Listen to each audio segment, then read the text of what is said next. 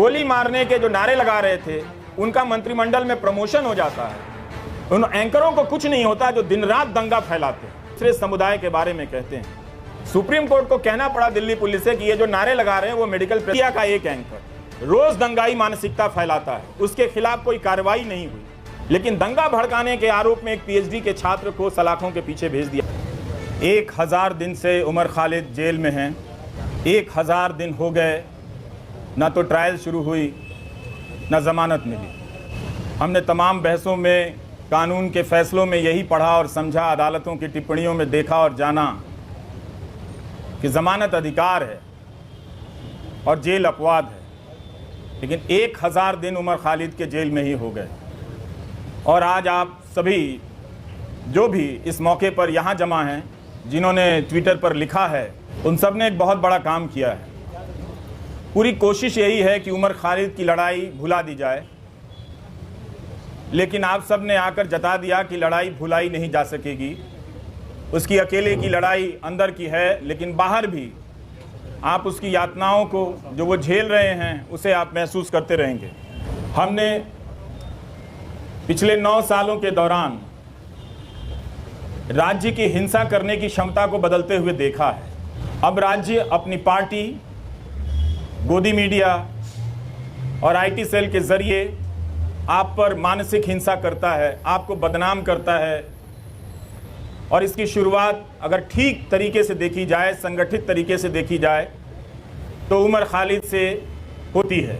तो उस गोदी media, IT cell, political party के जरिए एक पीएचडी के छात्र को देशद्रोही के रूप में स्थापित कर दिया गया।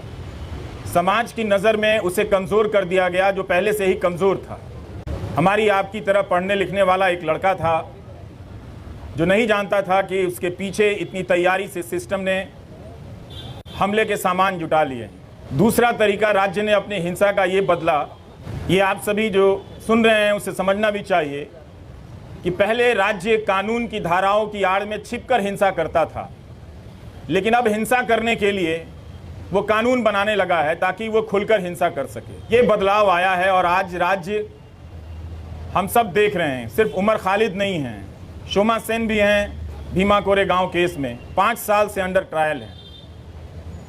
जब बड़े बड़े न्यायाधीशों को अंडर ट्रायल के बारे में बोलते हुए सुनता हूं, तो मुझे लगता है कि यही 2-4 केस उन्हें भी नज़र नहीं आते होंगे, या उन्होंने भी अपनी सुविधा के हिसाब से इन कुछ केस को देखना सुनना बंद कर दिया है।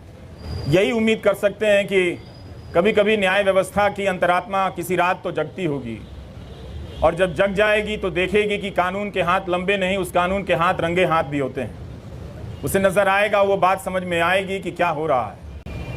हम सब ने यह भी देखा है कि मीडिया के स्पेस से उमर खालिद को धीरे धीरे पीछे की तरफ धकेल दिया गया, किनारे कर दिया गया, ताकि भुलाने की प्रक्रिया में तेज़ी आए। उमर खालिद की जितनी भी तस्वीरें आई इस दौरान, जहां भी छपी या चंद वीडियो में नज़र आए, मैंने एक हंसता हुआ लड़का देखा।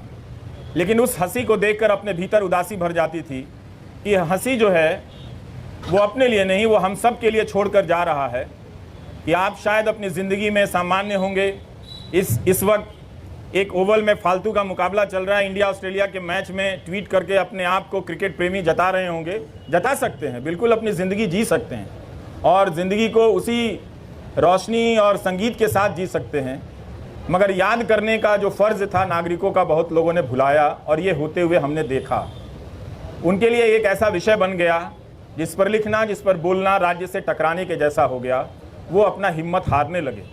लेकिन यहाँ आकर यही लगा कि शायद मैं उन 2-4 लोगों की परवाह कर रहा था। आप 1000 लोगों को, सैकड़ों लोगों को नहीं देख रहा था जो आप राज्य से लड़ रहे हैं। राज्य कई तरह के सेंसर लगा रहा है, लेकिन फिर भी आप बातों को पहुंचाने के लिए अपने कैमरे हाथ में थाम कर उठाकर खड़े हैं। ये बहुत बड़ी बात है। मैं याद करना चाहता हूं उमर के साथ आज बेतवा शर्मा को भी, जिन्होंने दिल्ली दंगों के मामले में शानदार रिपोर्टिंग की, आज भी की है बेतवा ने, और पहले भी सफूरा के मामले में उन्होंने शानदार रिपोर्टिंग की, और जिसकी वजह से लोगों ने जाना कि नताशा नरवाल, देवांगना कालिता, इन सब के साथ क्या हो रहा है। इन्हें ज़मानत मिली, लेकिन उमर खालिद को ज़मानत नहीं मिली। हम इस केस के बारे में जिस तरह से आज बेतवा ने लिखा है कि दिल्ली पुलिस की कि गवाहियों में, उसकी दलीलों में कितने अंतर्विरोध, अंतर पाए गए हैं, ये सब डॉक्यूमेंटेड है। और आप सभी को पढ़ना चाहिए कि एक पत्रकार ने, और पत्रकारिता सीखने के लिए भी पढ़ना चाहिए कि अपनी उस बात को कहने के लिए बेतवा शर्मा और उनकी टीम ने कितने हज़ार पन्नों के दस्तावेज़ों को पलटा होगा, और उनके वकीलों ने जो उमर के साथ लड़ रहे हैं उन लोगों ने कितनी कानून की किताबों को पलटा होगा कि इंसाफ और ज़मानत तक के दरवाजे तक उमर खालिद को ले जाएं। मगर लगता है कि वो दरवाज़ा, उस दरवाजे तक पहुंचने का रास्ता बहुत लंबा कर दिया जा रहा है, या शायद उमर खालिद के लिए ही बहुत लंबा है, या शोमा सेन के लिए बहुत लंबा है। स्टेन स्वामी के लिए तो वो दरवाज़ा कभी उस दरवाजे तक पहुंच ही नहीं पाए, इस दुनिया से चले गए। और भीमा कोरेगांव केस में क्या हो रहा है ये सब हम सब देख रहे हैं। नेहा मसीह ने कितनी बार, इन सब चीज़ों को याद करने की ज़रूरत है। वॉशिंगटन पोस्ट के ज़रिए रिपोर्ट की कि भीमा कोरेगांव केस में लोगों के कंप्यूटर में फर्जी फाइलें डाल दी गईं जिससे उन्हें प्रधानमंत्री की हत्या की कथित साजिश के आरोप में आरोपी बनाया जा सके, और लोग इन धाराओं में, इस मामले में कई महीनों से जेल में हैं। तो उसमें उमर खालिद की जगह अब भी ऐसी बनी हुई है, आप लोगों ने बना कर रखा है कि आप लोग उसे याद करेंगे, और जब भी उसे याद करेंगे उसके चेहरे के साथ साथ इन सभी चेहरों का चेहरा सामने आएगा। हम और आप यही काम कर सकते हैं इस उम्मीद में कि कभी ना कभी किसी का ईमान जागेगा, और ईमान जागता है, और लोग उन फैसलों को पलट कर देखेंगे, उन गवाहियों को देखेंगे। दिल्ली पुलिस में भी बहुत सारे अच्छे लोग हैं, वो लोग समझेंगे कि उनके हाथ से किस तरह की नाइंसाफ़ी हो रही है। उनकी रातों की नींद भी खराब होगी किसी वक्त में, जब वो खुद किसी नाइंसाफ़ी के दौर से गुजर रहे होंगे, तो अपने द्वारा की गई नाइंसाफ़ियों को याद तो करेंगे ही। हम सब याद करते हैं, वो भी इंसान है, वो भी याद करेंगे।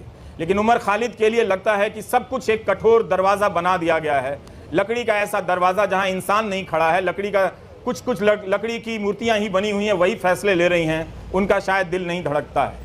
मीडिया अगर धारणा बना देगा, गोदी मीडिया का एक एंकर रोज़ दंगाई मानसिकता फैलाता है, उसके खिलाफ कोई कार्रवाई नहीं हुई, और उस तरह के एंकरों से किसी को देशद्रोही बना दिया जाता है, उस पर राज्य व्यवस्था और न्याय व्यवस्था उसे लेकर इतना क्रूर हो जाती है, कोई दया भी नहीं दिखाती है, उसका प्रदर्शन नहीं करती है। हमारे तमाम न्यूज़ चैनलों के एंकरों ने बुलंदशहर के मामले में क्या हाल किया आप सभी ने देखा होगा। वो कल्पना कर लेते हैं कि मूर्तियां जिन्होंने खंडित की वो किस समुदाय के हों, वो रिपोर्टिंग अब नहीं करते हैं। इसी तरह से उन्होंने उमर खालिद के बारे में कल्पना कर ली और उसे वास्तविकता में बदल दिया। ये तो गनीमत है कि वहाँ की पुलिस डिपार्टमेंट को ये बात समझ में आ गई कि कुछ खतरनाक चीज़ें हैं। वो अपराधी पकड़े गए और उनके धर्म का नाम का धर्म कुछ और निकल आया, नहीं तो पता नहीं वो एंकर उस घटना के बहाने इस समाज में कितनी जहर और कितना आग फैला दिया होता, और किस तरह के खेल खेले जा रहे हैं इस तरह से। उन एंकरों को कुछ नहीं होता जो दिन रात दंगा फैलाते हैं, दिन रात अनाप शनाप दूसरे समुदाय के बारे में कहते हैं।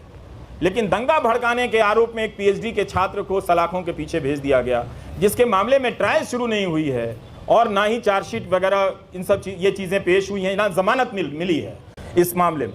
तो हमें ये इस अंतर को पहचानना है कि कुछ लोगों को दंगा फैलाने की खुली छूट मिली हुई है, गोली मारने के नारे लगाए जा रहे थे। वो कौन लोग थे जो इस कानून को लेकर आए और आज तक इस कानून को लागू नहीं कर सके? गोली मारने के जो नारे लगा रहे थे उनका मंत्रिमंडल में प्रमोशन हो जाता है। सुप्रीम कोर्ट को कहना पड़ा दिल्ली पुलिस से कि ये जो नारे लगा रहे हैं वो मेडिकल प्रेस्क्रिप्शन नहीं है। इसके बाद भी जो व्यक्ति शांति की अपील करता रहा, शांति की बातें करता रहा, वो दंगों की साजिश के आरोप में जेल में इस तरह से बंद कर दिया गया है। Thank you.